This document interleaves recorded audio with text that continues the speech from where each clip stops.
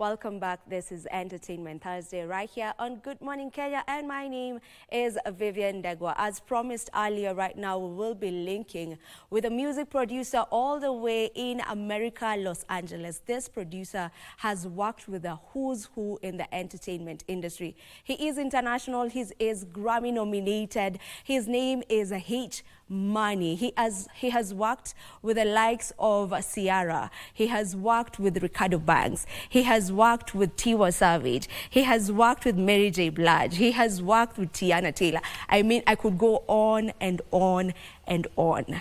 Right now, let's link up with him. What's up, H. Money? How are you?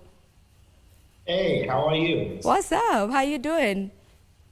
I'm doing very well. How are you? I'm doing very okay. How's the weather in LA? It's very hot. It's hot at the moment. Oh, we But could. it's like 10 p.m. here, so Okay. it's a little chill right now. All right. Over here, it's a bit chilly, but yeah, we're used to this. It doesn't get really chilly over here, so we're used to the chilliness that we're experiencing right now. All right. So you've been in the music scene for the longest, and you started out while you were really, really young. At the age of 4, you were already, picking up, music and whatnot. So I would love to know how maybe your upbringing, got you into this particular scene and where your love for music began. I feel my parents said I love music from the womb. So my parents said when they were expecting me, I would always kick when they would play music. That's how they communicated with me. So they knew I was a music baby before I was born, and my love for playing instruments came early at 4 because of church. We would go to church every Sunday, and I would sit next to my father, who was a drummer. He played the percussion, so that's where the love of music began. That's where the journey began. That's where I learned to hone my skills in the house of the Lord. So that's where it began, and from there it expanded to me becoming a music director by the time I was 12 years old, and then obviously, growing into a music producer, and now working with everybody in the music business. Well, most people in the music scene usually begin, experiencing or knowing about their talents in the church. As you've mentioned, you were playing instruments. So what normally happens that as you progress, you kind of deviate from the church a bit?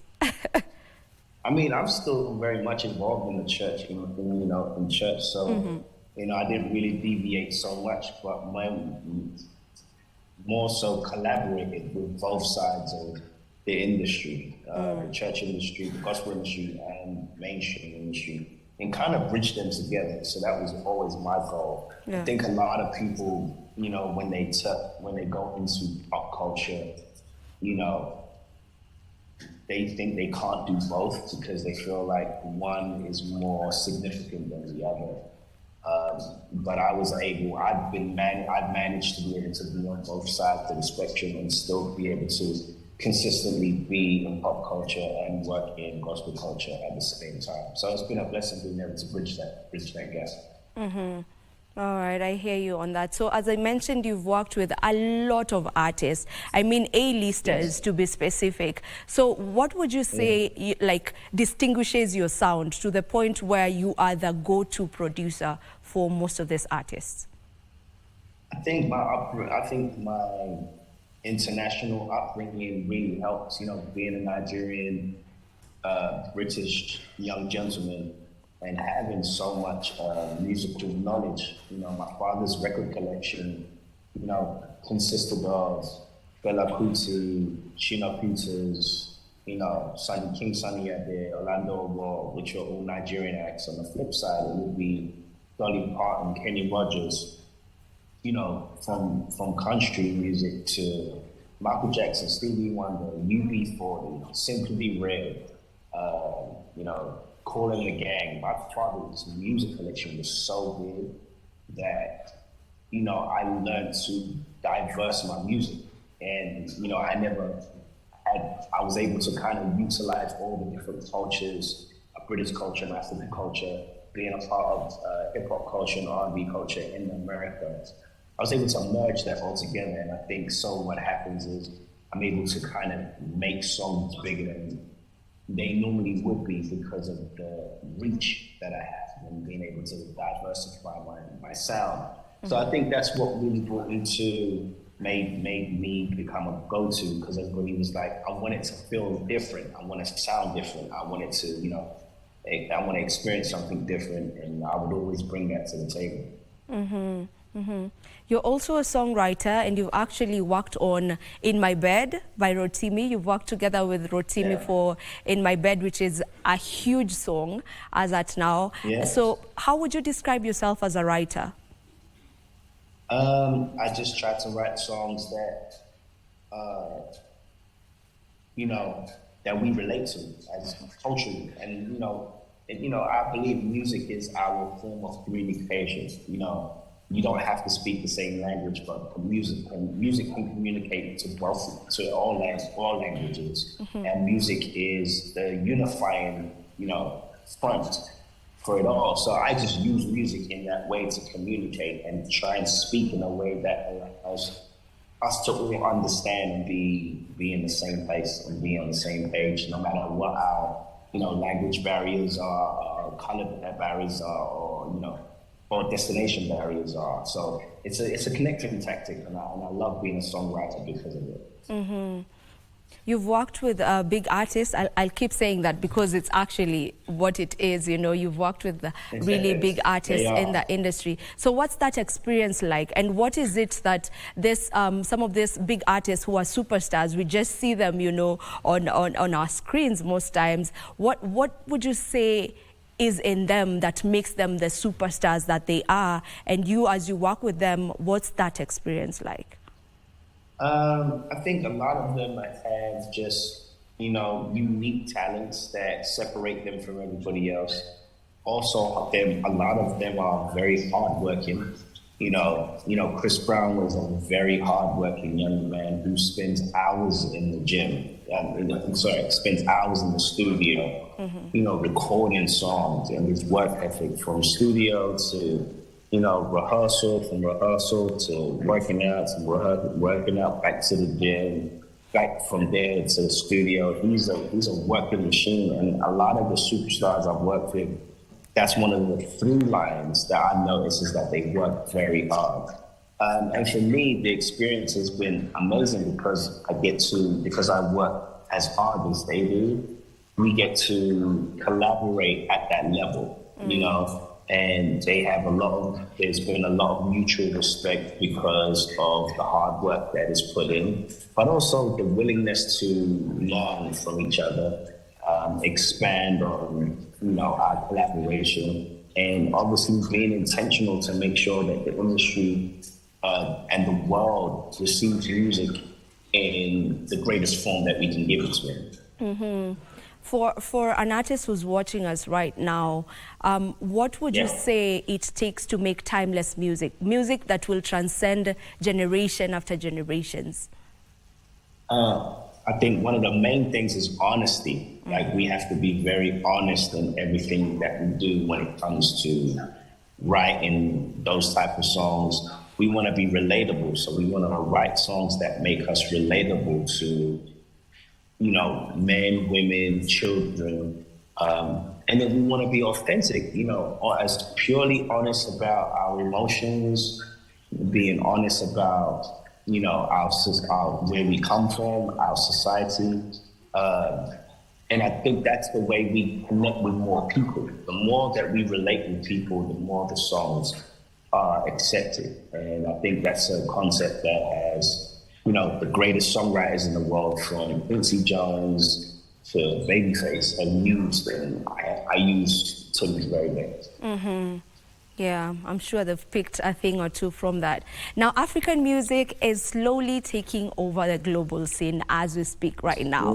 What would you attribute? Yeah, what would we attribute to that? I mean, Afrobeats is all over right now. What would you attribute to that, and what more needs to be done in order for African music to be the go-to sound?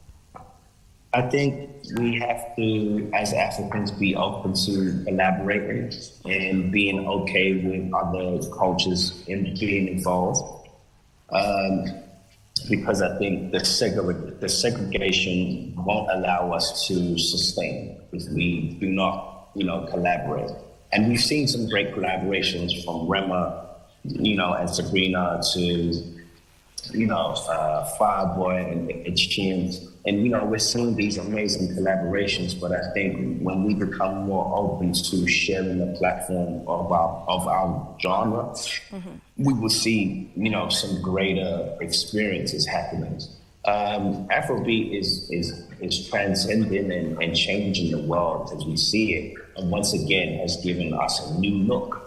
There was a stereotype about Africans. There was stereotypes about how we moved and how we carried ourselves. And, Afrobeat has given us a new look. It's cool to be African. It's good to be African. It's fun to be African. And now we're at the forefront. I think we have to do better culturally to make sure that we don't lose that essence by being a little bit more having more industrialization of our own genre, and also with ourselves, being more collaborative amongst ourselves more and more. Not just not just Western African, but all forms of Africa coming together and working together will help strengthen us as a whole too. Yeah, and you've worked with several Afrobeat artists, you have worked with Tiwa Savage, you have worked with Wale, you have worked with Sey, and right now you actually have a new release featuring Ricardo Banks called Tick Tick. Tell me about that particular release. Tick Tick is my first single that's coming out on my EP called Afrobeats and R&B. And I'm super excited to have done this collaboration. I'm working on Ricardo's album. He's one of the princes of Nigeria who has been, mentored and supported by the king himself, Don Jazzy. And so when I was working with him, it only felt right to, give my first single back to the country that made me, which is Nigeria. And, give back to Africa and expand the collaboration. We have some great remixes coming in the next few months. So, I just felt like my starting place needs to be home, and that's what we did. And Ricardo was the perfect collaboration for it. Yeah, I'm sure we will be playing the song later on so that people just get to experience. Would love to know what people think about it. Yeah, Tick Tick featuring Ricardo Banks. Now, are you looking to work with any Kenyan artist as it is? Yeah, I mean, there's so many artists that's being presented to me, and I'm super excited about working with the Eastern African part of the industry, and especially Kenya, Uganda, just want to come over there and collaborate and hear the talent, because I've heard so much raw talent that's out there that is untouched, and it's about, it's time for East African music to come to the forefront, especially from the Kenyan artists. Yeah, are there Kenyans you're listening to right now that you would mention? Is his name Platinum? Sorry? Is his name Platinum? Platinum is from Tanzania. That's Diamond Platinum's from Tanzania. Okay, yeah. I haven't really heard any Kenyan artists, but I've been looking forward to it. I keep telling, my PR team, send me all the Kenyan artists and East African artists because I want to hear them all, Yeah. I could put you on.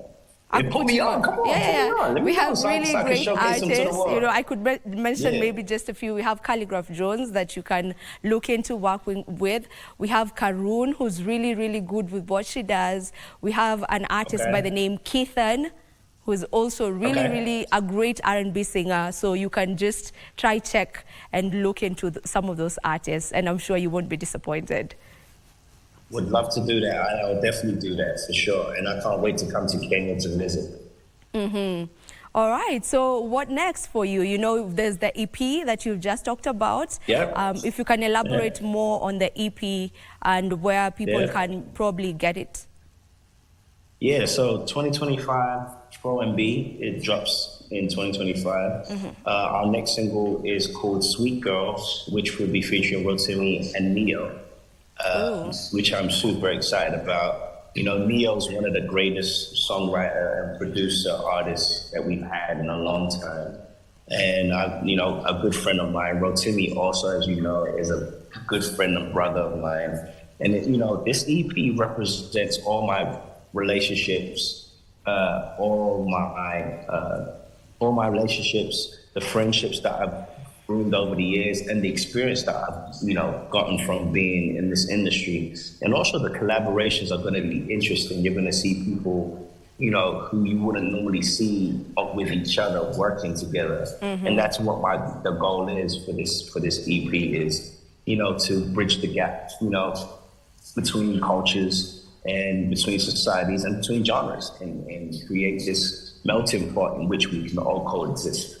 All right. You must be really busy, your schedule and your working schedule, to be specific, must be really busy, because you're always cooking something in the studio. So how do you just get to unwind so that we get to know the other side of you as we finish up with the interview? I try to go to the beach a lot because I love LA's always hot, so I go to the beach a lot. Bike riding is one of my favorite things to do. Hiking is another thing I love to do. And I try to, find a day in the week, sometimes maybe like a Friday or Sunday where I don't do anything at all, and I just spend time, self-soothing, sometimes massages, good food, and, as much sleep as I can get because I don't sleep. I'm always in the studio. So, but no, I as much time as I can get to relax and be in silence. It's funny because when I'm by myself, when I'm relaxing, I don't listen to music because I need peace. Because I'm always around music. I'm always either in the club or in the studio or in a meeting playing music. So. Silence is actually one of the things I enjoy a lot. All right. Judging from how you unwind, trust you me, you would fit perfectly in Kenya because we have places you can hike here. We have places you can go hike. We have the beach. I mean, we have some of the best beaches from beach. Oh, wow. Yeah, in the world. So Kenya would be perfect for you. And our food is also good, so you've mentioned something to do with food. I would love to go. I definitely got to check it out. All right, so plan on coming to Kenya. Yes, ma'am, we'll do, for sure. All right, it was really great having you on the show. If you can just wind up by telling our audience where they can find you on social media and where to get some of your works. Well, you can go on social media and type in Harmony Samuels on all platforms, DSPs, and check out my music, check out my story. You won't be disappointed. And check out my new single featuring Ricardo called Tick Tick, that's out right now. Thank you so much for the interview. I appreciate y'all. All right, thank you so much for gracing our show today. We really appreciate it. And we'll be coming over to your channel so that we can just be able to check out your work. Okay, thank you so much. We'll talk soon. Okay, that was H Money coming to us live from LA, and as you've heard him, he is doing amazing things in the music industry, and we just hope that he'll find time to get to listen to some of our Kenyan artists so that he can be able to work with some of them. This is Entertainment Thursday right here on Good Morning Kenya. Don't you go too far, we are taking a short break.